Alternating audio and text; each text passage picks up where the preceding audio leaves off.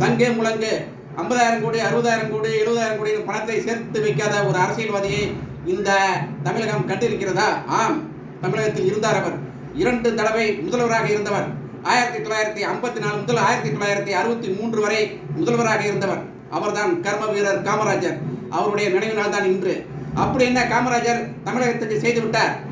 தமிழகத்திற்கு நீர்த்தேக்க அணைகளை அமைத்தார். தமிழகத்திற்கு பல தொழிற்சாலைகளை கொண்டு வந்தார். தமிழகத்தில் கல்வி சாலைகளை திறந்து விட்டார்.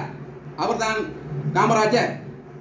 கர்ம வீரர் காமராஜர் அவர்கள் மதிய உணவு திட்டத்தை கொண்டு வந்தார்கள்.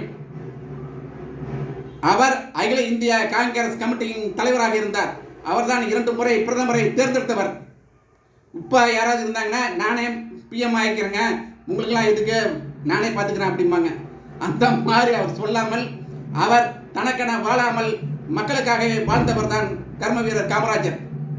கர்ம வீரர் காமராஜர் அவர்கள் மதிய உணவை திட்டத்தை கொண்டு வந்ததனால் இன்று தமிழகம் செழிப்பாக நடைபெற்று கொண்டு இருக்கிறது கல்வியில்.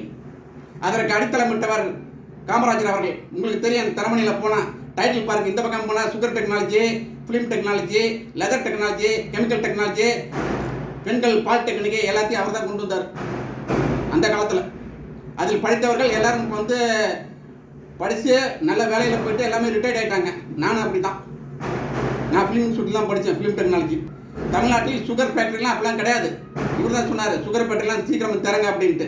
10 சுகர் ஃபேக்ட்ரிகள் அப்பொழுது திறக்கப்பட்டன. காமராஜர் உடனே முடிவெடுப்பார். அதாவது ஒரு மனிதன் வாழ்வதற்கு கல்வி, செல்வம், நிறம் தேவை இந்த காலத்தில். ஆனால் கல்வி, செல்வம், நிறம் இல்லாமல் ஒருவரால் இந்த தமிழ்நாட்டிலும் அகில இந்திய அளவிலும் ஒருத்தர் கோலோச்சி கொண்டிருந்தார் அப்படின்னா அவர் காமராஜர் தான். கல்வி கண் திறந்த காமராஜரை நாம் அவருடைய நினைவு நாளில் வணங்குவோம்.